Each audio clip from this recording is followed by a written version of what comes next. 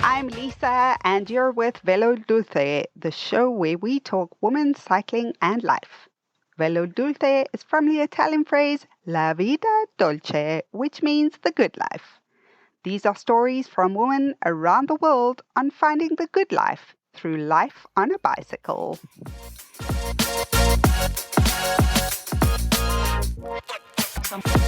Thank you for joining me on Velo Dulce today. My guest today is Jenni Green, founder of Bia Cycling. But I have actually known Jenni Green for a good many years. I'm very excited to host her today. Jen, thank you for joining me on the show. Jen, yeah, that started a good while ago. Absolute pleasure to join you, Lise. Thanks. Very exciting show, and fabulous to be able to share some stories with a fellow female cyclist champion. So, yeah, lovely to be on and to talk women's cycling. Thanks, Jen. So I was actually trying to think of how many years ago we met, because I was thinking of, so you're the founder of Bia Cycling, but I actually knew you in South Africa. So you live in your previous life when you ran the 94.7 cycle challenge. Now, I just want to fill people in for those who have no idea what the 947 cycle challenge is.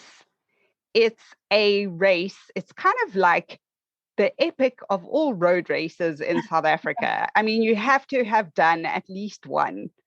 So, Jen, I was thinking you could fill us in a little bit about your previous life and how, I mean, Bia Cycling for me started long before you had a hub in Twyford. Correct. Tell us about that. So if I go sort of back to the beginning, it all sort of started, I started cycling, if I told you, I might give my age away. Many years ago. I think I was actually still at school. I mean, I've ridden bikes my whole life. You know, I was the kid. And I think I was in that generation where we all kind of grew up with a BMX and riding outside, you know, after school and, you know, being called in for dinner because it was dinner time and get off your bike. I was always that kid that had to be called in to dinner 3 times because I was just riding. And my mom would be like, you know, and I'd get a new outfit or pair of jeans or tracksuit pants or something. And I'd say, Mom, I want to ride in these. And she's like, no, you can't ride in those. You know, you're going to crash, you're going to wreck them. And of course I did. And I did wreck them. And I was that kid. So I loved to be on my bike. I loved the freedom that it gave me, even at that young age. And my dad used to ride quite seriously when I was a little kid. And he gave it up sort of when I got a little bit older. I think, you know, the roads started getting unsafe and he was a bit concerned, obviously, for safety. And he kind of hung up his bike in the garage. And we sort of, as a family, did more water sports and that sort of thing.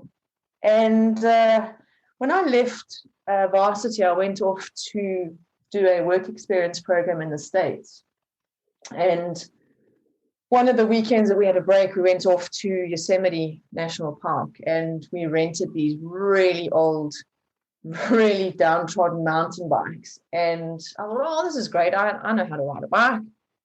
And we went down this beautiful mountain pass all the way into the valley road where the river was. And we spent the day picnicking and having a great time. And obviously at the end of the day, we had to get up said pass. And as I was riding up that pass, really unfit, you know, I'd had 3 years of varsity where I really didn't concentrate much on my health. You know, you just kind of, everything takes a back seat when you're at varsity. The studies come first, and well, studies and partying in that order. And I think I lost quite a lot of my fitness that I had as a school kid. And jeepers, did I battle my way up that climb. I got off the bike, I walked, I swore, I think I actually ended up crying as well.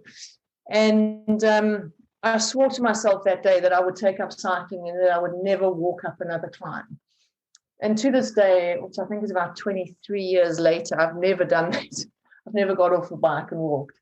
So I think that was kind of where it all really started for me. I then, from there, got back from the States, and I begged my dad to ride with me and sort of take it up a bit more seriously, which he did. And I sort of learned the craft of cycling and the art of cycling and the ethics and the ethos and the vibe from a group that my dad rode with, who was sort of old school, really sweet gentleman, kind of, really gave a damn about you and wanted to help you and teach you kind of group. And I spent about, 5 odd years with that lot, and then got into the cycling industry from a work point of view. And I think that's when I met you, Lise. That was in the early Cycle Lab days. And I think that's how we met, somewhere along there. That's unbelievable. I actually didn't know that story about you going to the US. Yeah. So that's kind of where, and I think if I look back now, that's probably where the beer concept of the brand probably started, as a very small seed in my mind. Because I learned a lot about myself on that climb that day.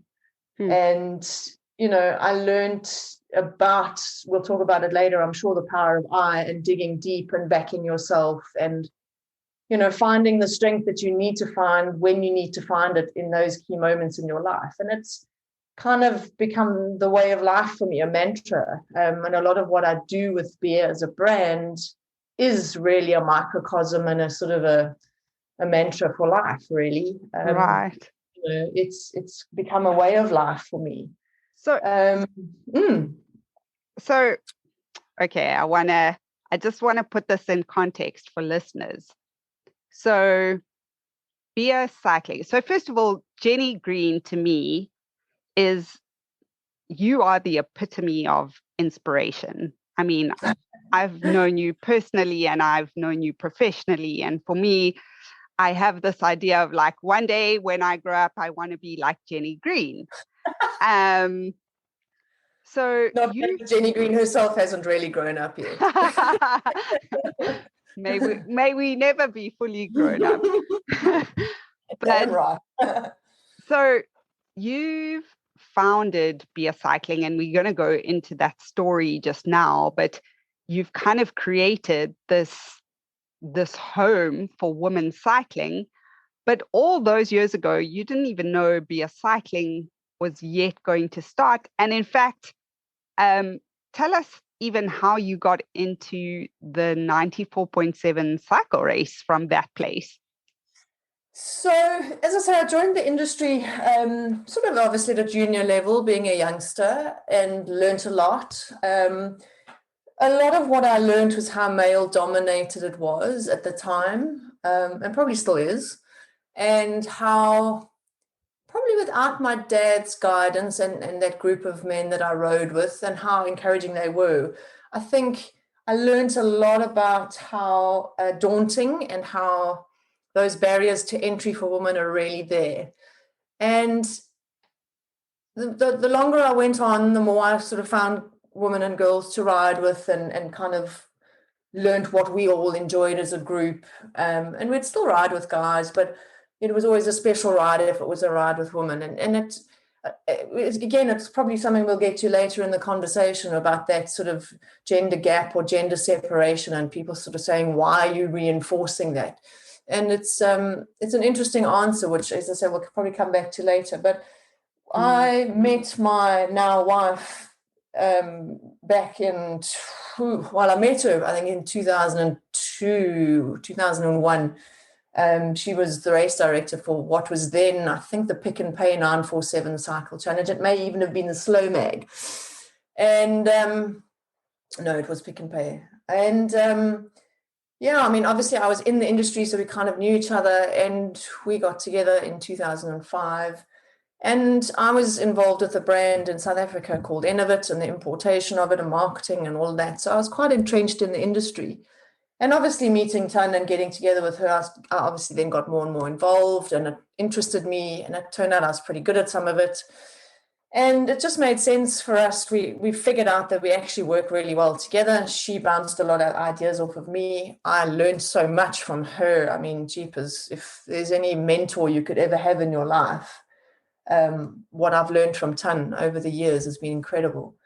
And yeah, it just kind of morphed into me bringing some of my stuff to the table, and obviously learning from her and her team at the time, and building from that. And we sort of created another separate entity that had smaller events. I then obviously wanted to target women and doing women's only events, which we did land up doing in the end.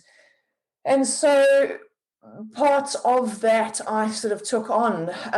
The mountain biking side at that stage in South Africa for me was really interesting and inspiring, because it was such a growing sector of the sport, and again quite a woman's interested sort of side of the sport, because it takes you off the road. I would probably say the biggest barrier to getting women riding is the danger of the road.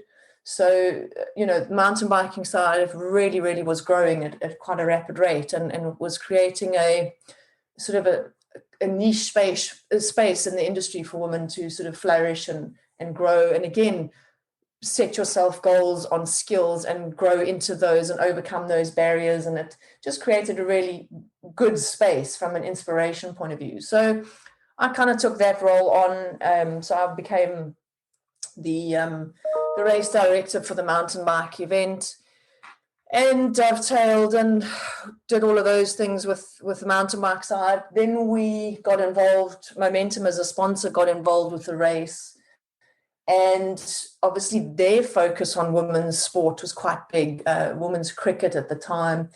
And the incumbent marketing person at Momentum at the time expressed keen interest in getting a women's, what is called a 1.1 event, UCI ranked event, which brings with it a certain level of competition and deliverables from the event, which was fabulous. So we were able to then, within the parameters of what we were doing with Ride, well, it was Cycle Challenge, it's now Ride Joburg. At the time, we were able to fill in a lot of those boxes, tick a lot of those boxes with what we were doing anyway. So we then just had to sort of deliver the other things that they were needing in order to fulfill that 1.1. And then we were able to invite some international women's teams out, which was incredibly exciting.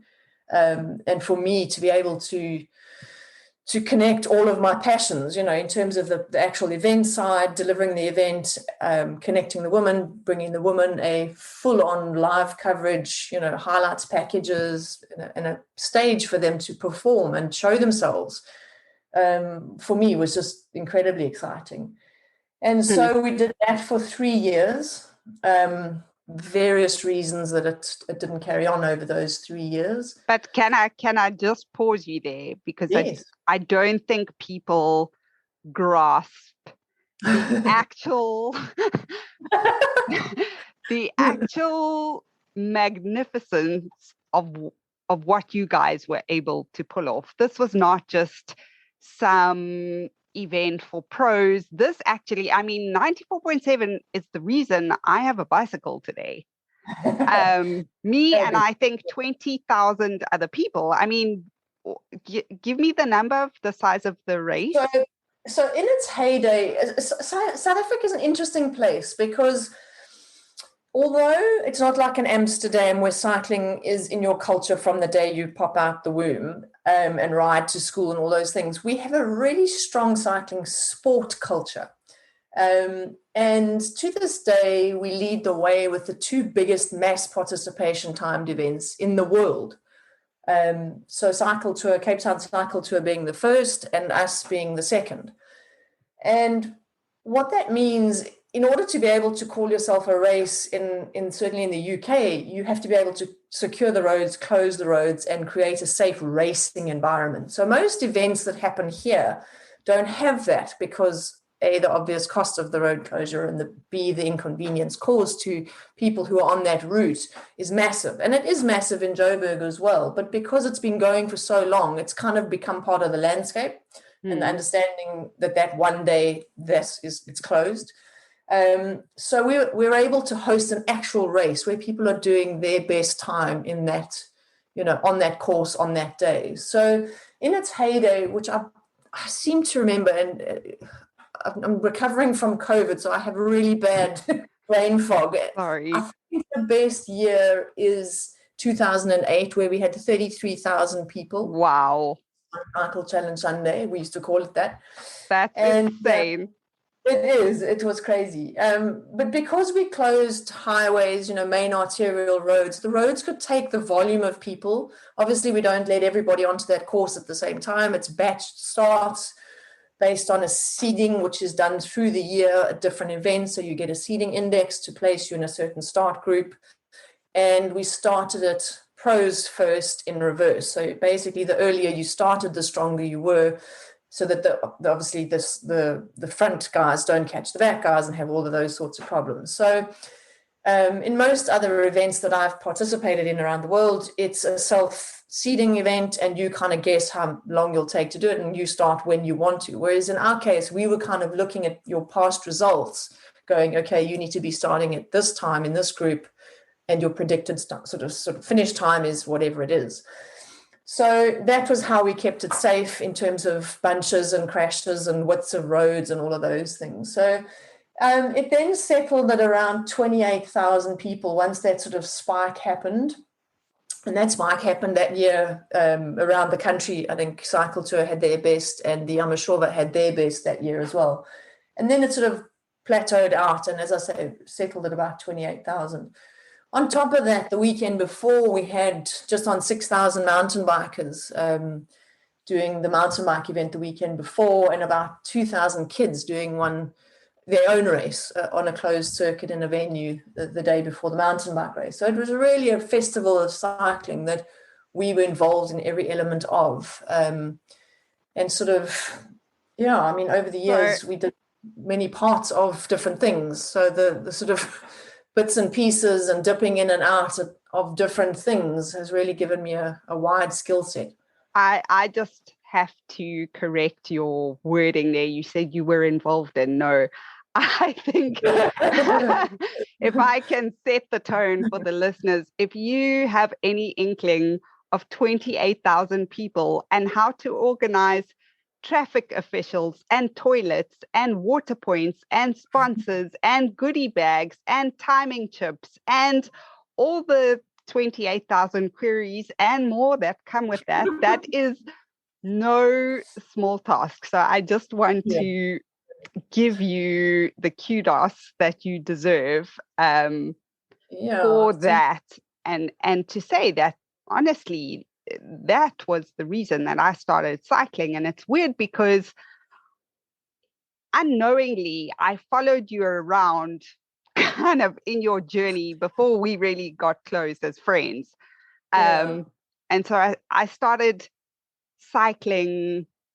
That was kind of my reason to get fit.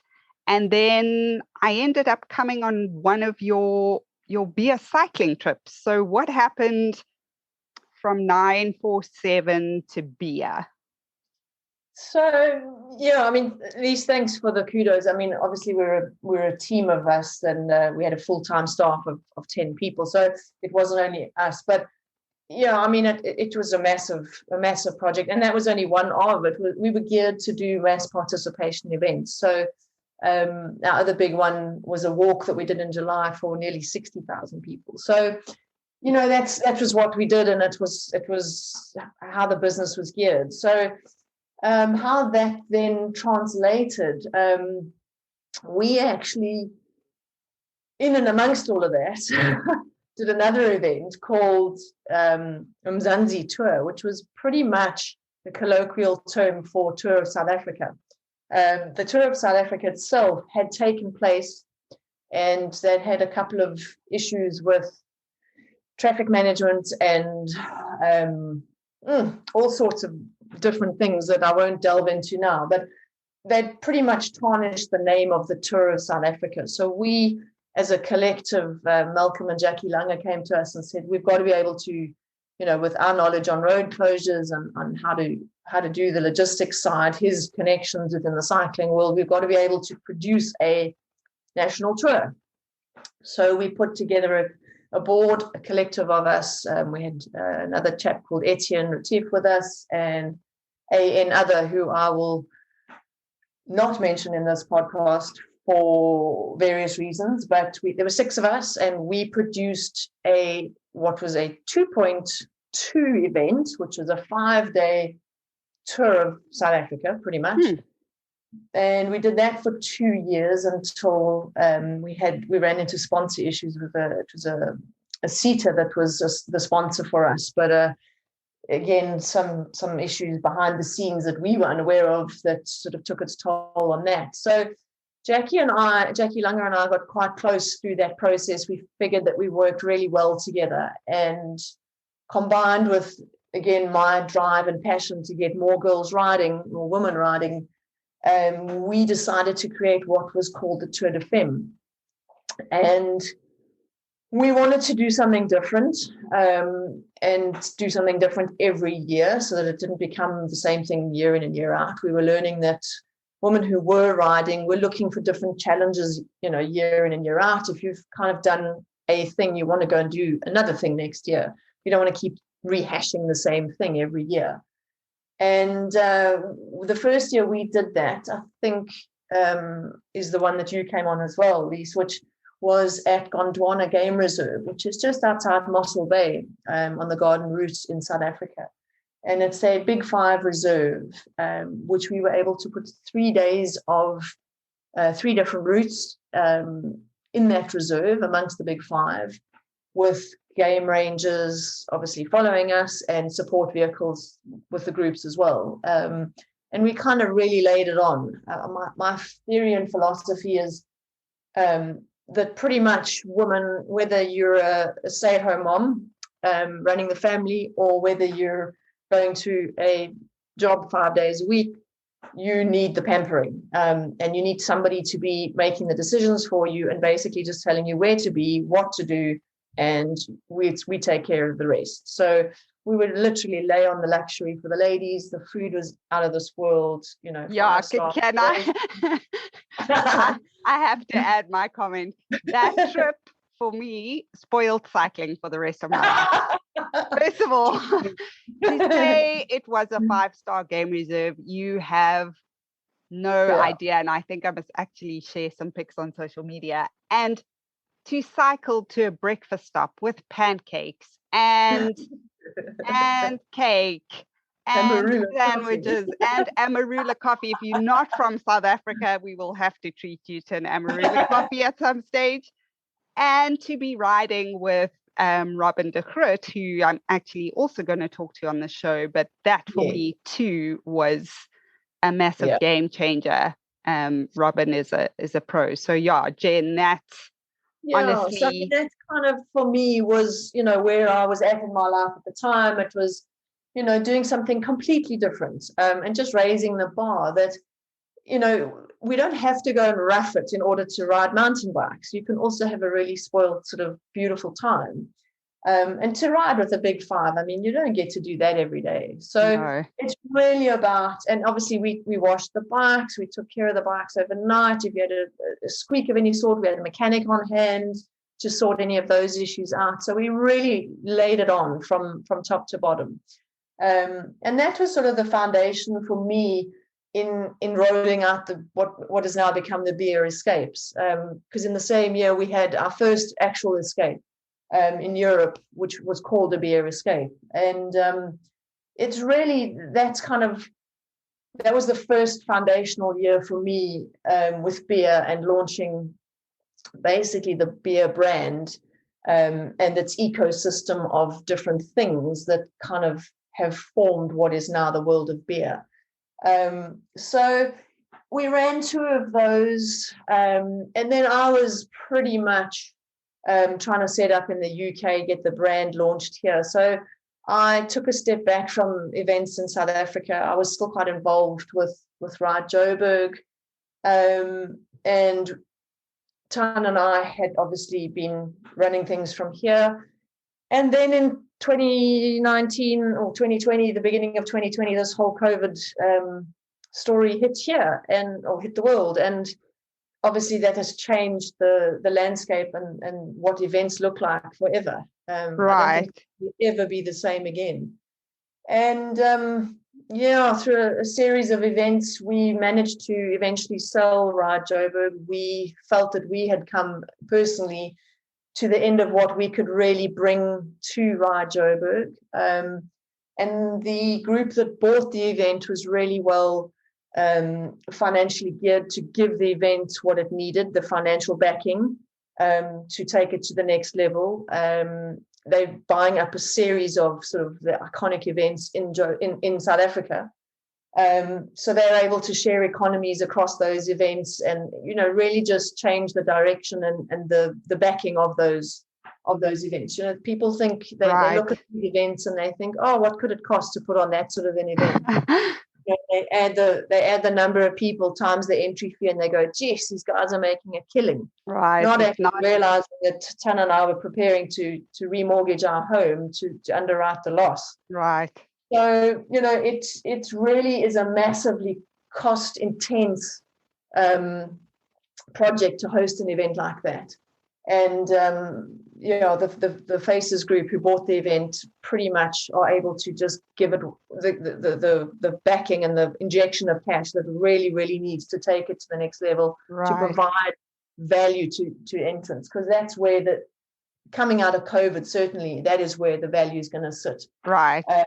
For the entrance. So, on top of all of that, mass participation. I mean, nobody wants to be in the same place as anybody else at the moment. So challenges are coming. But now that brings us to, and I've watched, I mean, you and I was in London in 2018.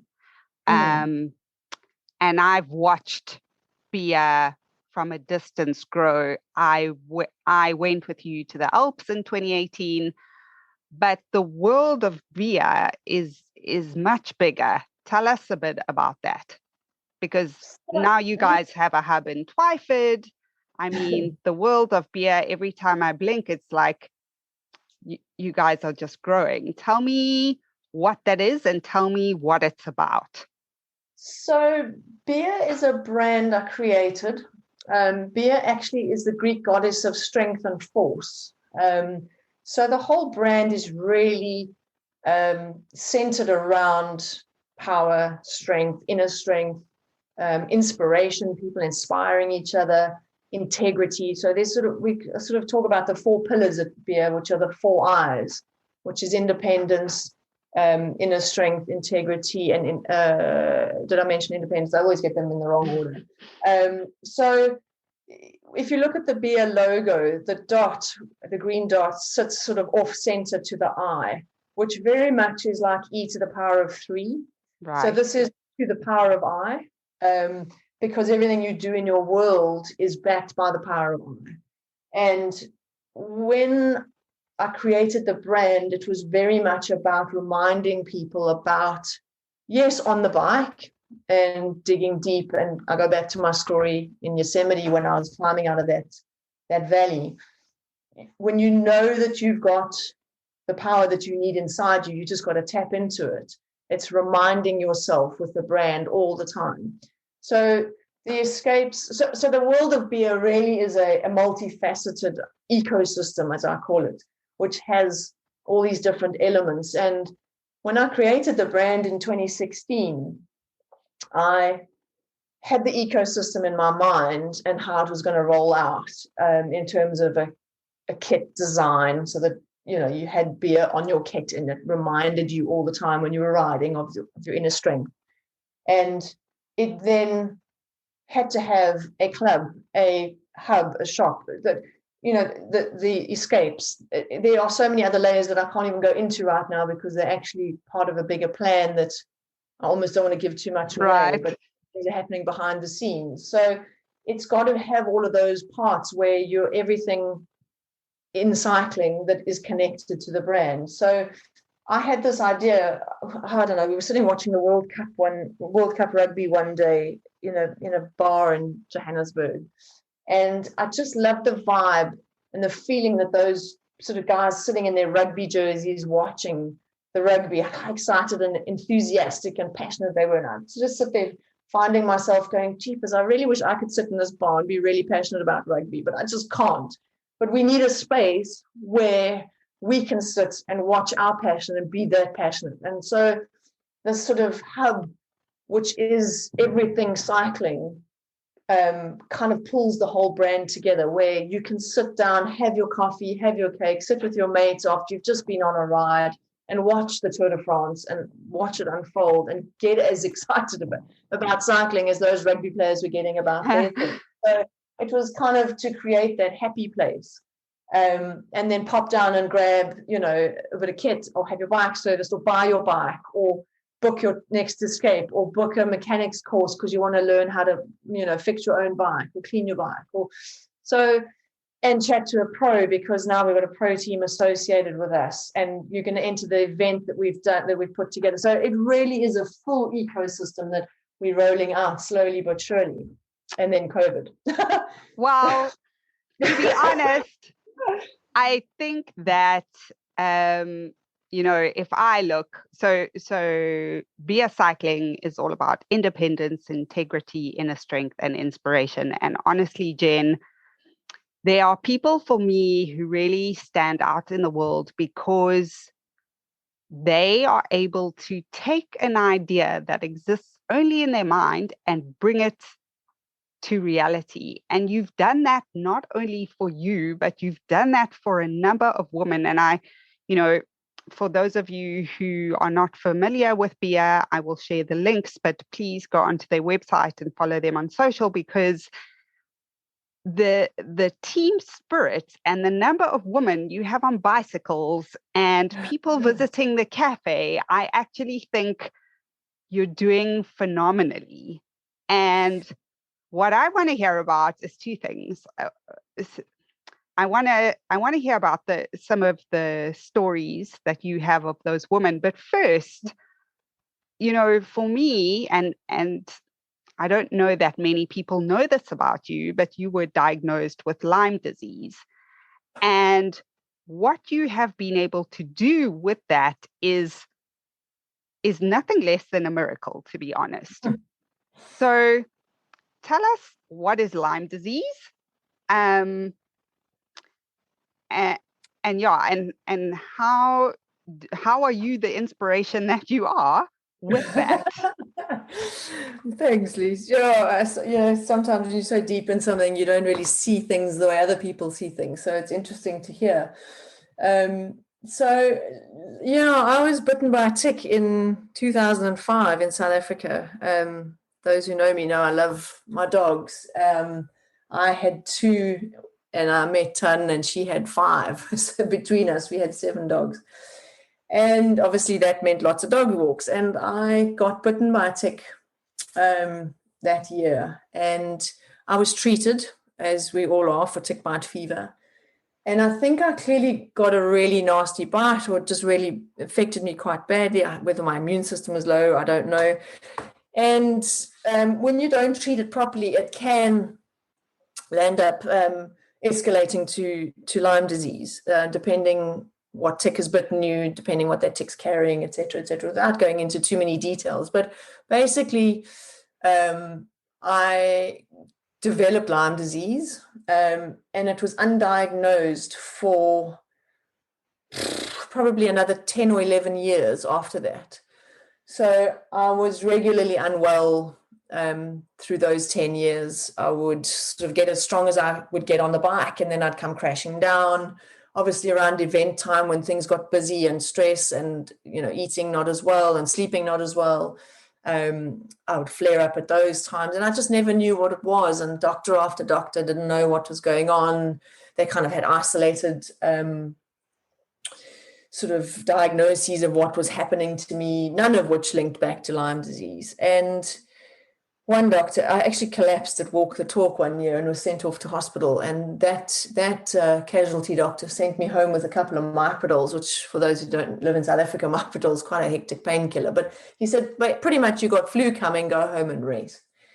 And at that stage, I was actually battling the Epstein-Barr virus, which nobody picked up on any of the million blood tests that I had at every point that I landed up in hospital. But eventually, in 2018, I think it was, I went to I'll call him a different doctor, without sparking too much debate and too much criticism. And the series of bloods he did were completely different from every other doctor's bloods and workups. And he confirmed the diagnosis of Lyme disease. So Lyme disease is a bit of it's a bit of a conversation stopper, really. Certainly in the medical fraternity, you get doctors who believe it's a load of rubbish and doesn't exist. And the rest of the world is alarmed at the rate that Lyme disease is gathering strength. It originated in Lyme in Connecticut with their tick population, and it was originally believed that only their ticks could carry Lyme disease and infect people. And obviously the world is now a small place, and that's no longer the case. And pretty much any tick can carry Lyme. Lyme, there's a particular bacteria called Borrelia burgdorferi, which is kind of the definitive sort of bacteria that is part of Lyme disease. But there are what they call co-infections, and each person who has Lyme disease can have different co-infections.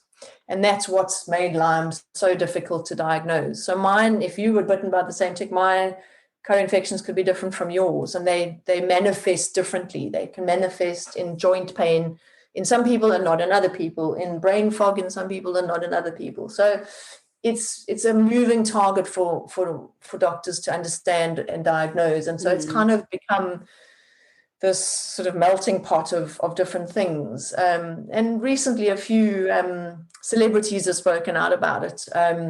Justin Bieber probably being the most prolific. And if you catch Lyme fairly early on, you can treat it with antibiotics and move on. For other people who have what is called chronic Lyme, those membranes of those cells aren't penetrable, so the antibiotics don't work anymore. So you're pretty much juggling around trying to outsmart these little bacteria guys. So it just becomes a way of life, really, and managing your stress, your exercise, your diet. And obviously, if you don't get any of those things right, you can have, flare-ups and bad, hard times. So again, that kind of fed into the whole philosophy of Bia and backing yourself, because, that's a very, very difficult mental struggle. And a lot of people have mental struggles with different things. Mine happens to be Lyme. There's people going through all sorts of different other things. And a lot of the time you can look at somebody and they look great, but actually behind those eyes are a struggle that the rest of us know nothing about. And so, again, the bike kind of became the way through that. And that even though you might be feeling not as 100% as you want to feel, you're still able to ride and get out and enjoy nature, be on your own, be with people, be free, go and do things that challenge you.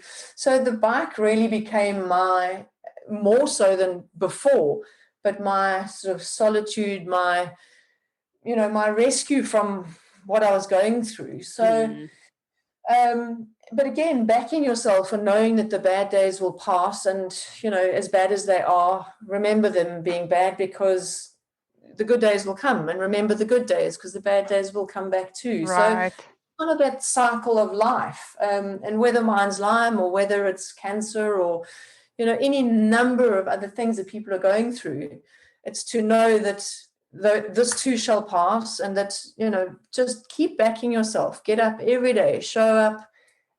And what became sort of a mantra for us was, you can cry, but you have to keep pedaling.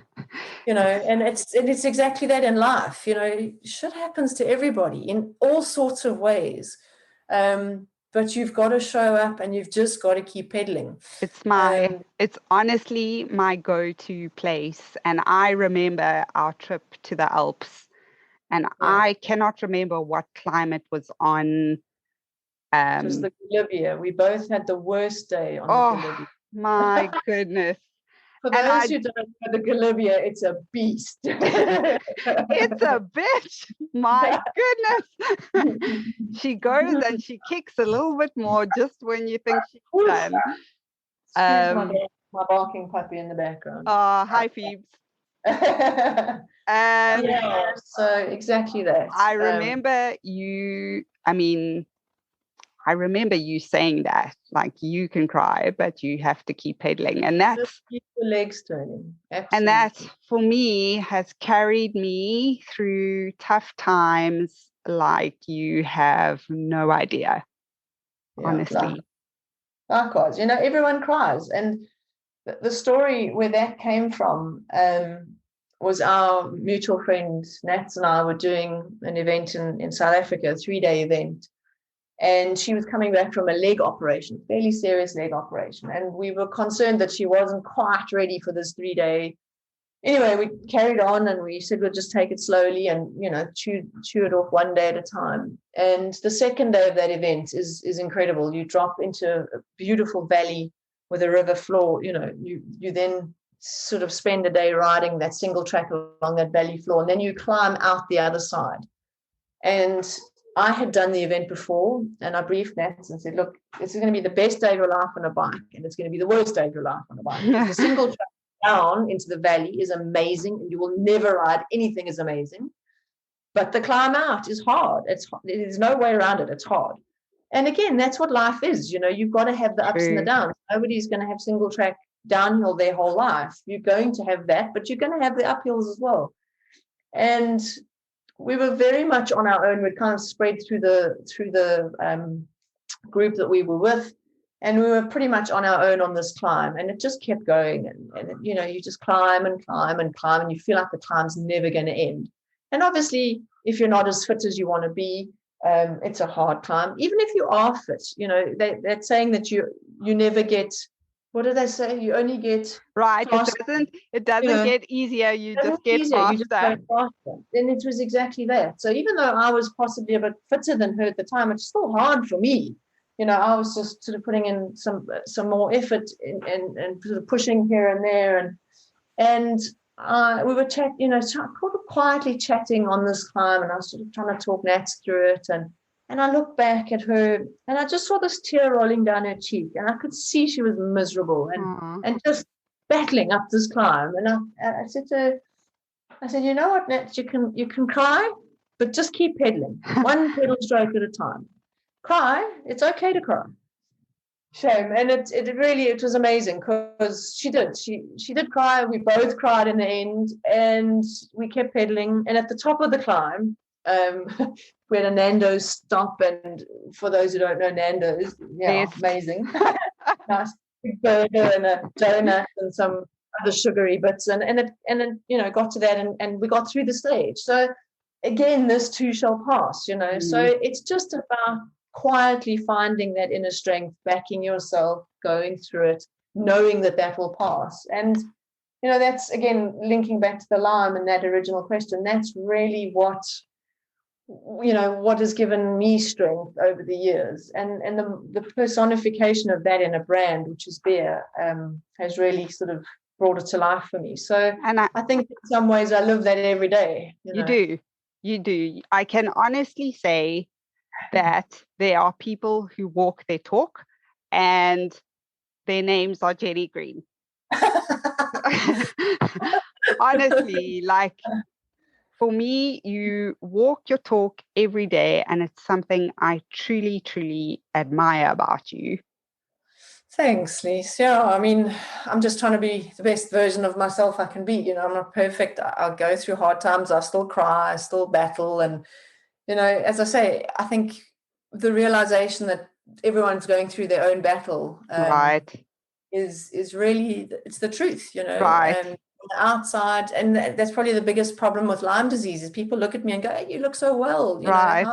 And inside I'm dying, I'm having a headache that's not left me for 6 weeks, or I got such brain fog I can't really think straight or remember what I said in an email 2 weeks ago, so it is difficult, but that's my struggle. Other people have their struggles. So the brand itself, to just try and help people accept that and help them live every day and back themselves, find the strength they need to find just to get through that day, just to keep moving. And that's really So, once that brand was then created, the next step was to kind of roll it out. And we did that, as you say, with the event that you came on with the escapes. And then the next step was to find the sort of physical manifestation of it, which then became the Bia Hub. And I looked for premises for that for 2.5 years. I remember. Yeah, you were here with some of the looking and trying to see what would work. And I'd actually given up. I'd gotten to the point where, pretty much having a bad time and flare-ups with my health and, all sorts of things. And I kind of went, this isn't meant to be. And I let it go. And about a month later, 2 months later, this via various ways came to light, this premises that we're in now. And it was perfect in every way. And it's probably actually more than I ever hoped it could be in terms of the volume of space that we've got. But it's just opened up so many doors in terms of being able to do different things in the space. It's a beautiful old building. It's over 100 years old, this building. So it's got its own stories. It used to be a men's reading room 100 years ago. I love that. It's the biggest girl. So, it's, and obviously, I found that we did all the paperwork and I signed the lease the week before lockdown started in the UK. Wow. And so you hit with more challenges. You kind of go, oh my God, now what do we do? Another one. And so same old story. You cry, but you keep pedaling. Right. And we just keep pedaling, going forward one day at a time, as everyone else did in their own way with lockdown in whatever their world was, what was going on in their world. So it's taken a lot longer than I had hoped. But in other ways, it's allowed us to get to know people a little bit better, slow everything down a bit, so it's not all bad. It's probably slowed the growth of everything quite a lot. The challenges that the industry is facing in terms of supply and, bike supply, accessories, parts. So, that's a worldwide problem, even in terms of motor cars. Buying a new motor car at the moment is very difficult. So it's not only us. So we've kind of got to see the bigger picture and find creative ways forward and adapt the business accordingly. But what I've seen from, and I mean, I've spoken to you personally, is that you really have created a home for women and women cycling. And so the club girls, so part of the whole ecosystem is a club, and that club now has it's doubled in size since we found the hub, because obviously now with the physical presence, people seeing it, riding past, coming with partners, we're now sitting, I think, on 95 members, women only, and they call it the mothership. They call the hub. And it's that exact thing. It's the club, almost the clubhouse that, I go back to the rugby in the bar, same sort of analogy, that they see that as their happy place. They come there, it's everything cycling. They welcome, no question is too stupid. And so, it really has become, and hopefully will to more people in future and more places once we sort of have more than one, just the one hub. And equally in an online sort of way, create a bigger, wider community so that you in Spain, people in Australia, people in South Africa, people in the States can feel a part of that community and that and that oneness, so to speak, that you get when you get women together. So there's something about that. I mean, I love riding with the guys, because I have a guys group here in Spain and they push me and they challenge me, but there's something about riding with the girls that is different. And that's the thing. A lot of people say to me, why am I forcing the gender gap by targeting women? And there's two things. The first thing is, over time, over history, and I'm talking 50, 100 years of history, women have always taken a second sort of step after the men. And something will be developed for a man, and then they'll go, oh God, we need to think about women. How can we change this to fit women? Mm. And there was a term called pinking and shrinking, where you would just make it pink and make it a bit smaller and it's a woman. And that sort of was okay for a while. And then women wised up to that and said, actually, we deserve better than this. Right. And where life has historically aimed things at men and tagged on women, we're doing it the other way around. We're aiming things at women and we're tagging on men. We're going, yeah, you can be a part of this. Here's your side. But primarily, we're targeting women. Because why? Because women are special. They need to be made to feel special. They're running everybody's lives, including their partners, their family, their businesses. They, you and I talk about this all the time, Lisa, with the professional woman. They are, not only are they a professional cyclist, but they're probably a professional in another way. Doctors, lawyers, engineers, all sorts of different things, because they have to be. And women have to be in life. They have to be better and more to just be on an equal playing field. And so for me to be able to present them with something that is purely for them is an honor and a privilege. And I think part of the Escapes ethos is to do exactly that. Is here it is on a platter. All you've got to do is train and pitch up. For the rest, we do it for you. And it's the same sort of thing with the club. I really try and sort of factor in the point where I will do, or the club will present everything to you. Here's your route. Here's your meeting place. Here's where coffee is. This is the distance. This is the climbing. All you've got to do is pitch up at that place at that time to ride. The rest is being done for you. Right. And that's just a care thing, because I think women deserve to be taken care of sometimes, because we always are all the time are so busy trying to take care of everybody else in our lives, whether it's, and we overdo it. We overcompensate all the time, to the point where we actually hurt ourselves in that process. We overdo it, we overstress, we overprotective, we overthink things. I think it's half ourselves to blame, because we do that, and it's half about creating new spaces where we don't have to do that, which is what you've put together. 100%. Yeah. So I think the thing is, as I say, we've got 95 women in that club now, and we've literally got everyone from uni sort of age all the way to grannies. And we've got all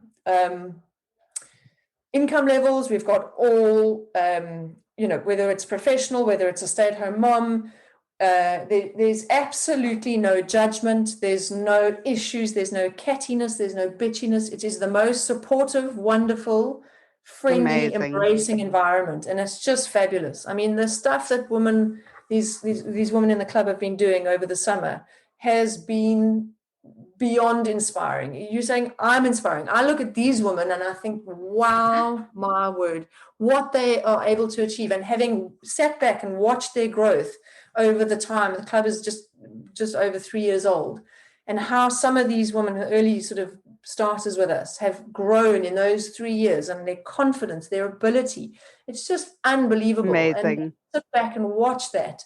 That inspires me every day to do more, to be more, to provide more to them, to give them that platform to be able to just rise. That for me is everything. I think it becomes, like women see you, and then they're like, and then they see other women, and then they're like, okay, I can do this, and then they start, and then it just becomes the cycle of growth, and that's self-fulfilling, or prospering kind of space. It's just fabulous. That for and me, everyone's challenge is different. Absolutely. We've got women who did their first 50 miler over summer. We've got women who did their first 100 miler. We've got a woman who's just ridden Lands End to John O'Groats in 10 days and has blown everyone out. So everyone's challenge is different, and we all get each person's bar is different, and there's no pressure to do more. But you kind of look at the ones that have done what they've done in their space, and you think, jeepers, they can do that. I can do this. Right. You see yourself starting to set these things and be inspired and looking for new things and new challenges. And I think that for me is everything. That is just, for me, the growth and the excitement and the passion that sits behind that. That's what drives me every day. That's my best. Absolutely. So Jen, I feel like I could chat to you for the rest of this day and Exactly. time, which is why we need cycling time together. So we will have to arrange some cycling time together. But for the listeners and to end off the show, I really do want to give you kudos for all the work you've done, not just for women's cycling, but for me and everyone who knows you. And I want to know from you, what do you want for women's cycling going forward? What do you want for Bia? What do you want for women's cycling? Yeah, no small question to end, Jen. Yeah, that's not a small question. And when you say you and I could What's talk, the meaning of life? That's exactly it. We could talk forever, and this is why. Because when I see, that feeling, that smile on their face when they realize they've done it or they are in the process of doing it, that for me is everything. And whether it's their first 50 mile or the Lands End to John O'Groats or Cape Epic or whatever their thing is, when I see that confidence build, that is everything to me. And I think society has taught women to accept second best and that they can't necessarily do whatever they want to do as a woman because they're a woman, because they're inferior in some way. And that realization, when they understand that they've got the power inside themselves to do whatever they need to set their mind to doing, they can do it. When that realization hits, that for me is everything. So where I want to see Bia going is getting more women seeing that and feeling that. Whether it's on an escape, whether it's at a mechanics course, whether it's buying the bike that they never thought they deserved because Johnny needed school shoes and a bike himself or whatever it is, so they therefore didn't need the nicer bike. There's so many things that women will put before themselves, put in front of themselves before they help themselves or do something for themselves. They kind of last in the list or last in the line of those who quote unquote deserve. And when you see, even with gravel and mountain biking, women think they can't do it, and you get them on there, and we've got Ruth, who's one of our members. I think Ruth will forgive me if I get her age slightly wrong. I think she's 63. She tried gravel riding for the first time, I think it was about 2 years ago. She was screaming with joy, honestly, like a child. It was the most liberating and enlightening thing. We got to the end. I mean, her smile on that bike. She's gone and done amazing things on her gravel bike since. But just giving her the confidence to go and do that and take on that, what she thought was an insurmountable challenge, was phenomenal. And I think that for me is that'll drive where the brand goes over time. Getting more confident, ready to ride, do more, be more, become more, be okay to become more, back themselves to be more. So I think, that just lands up becoming a bigger footprint of what we currently are doing, because we know we're doing it right now on a smallish scale. And I say smallish with relativity because it is growing. But to be able to be a hubs in different places that we can take this message to women around the world, that's where I want to be going. And I think the message is, I mean, obviously, I've seen this in my life. I've seen it riding here. I've seen it actually. The bicycle for me is always a metaphor of how we live life. Because when we see we can climb a climb, it's like, okay, well, I can do this in real life. And if I can do this, what else can I do? And 100%. And the thing is, once you've done it, you remind yourself that you've done that. And if I can do that, well, then I'll be fine with it. Right. And that's exactly what that Alpine escape was, that bad day that you and I had on that trip. I had done that climb the year before to recce the event. And I aced that climb that year that I recce'd it. The year I did it with you guys, I was having some kind of a Lyme flare and I had the worst day on the bike. And the whole way up that climb, crying, pedaling, going, you've done this before, you can do this. Right. You can do this. Right. And it's just like reminding yourself all the time. Yes, And again, I think as women, we forget, we think we can't, but we can.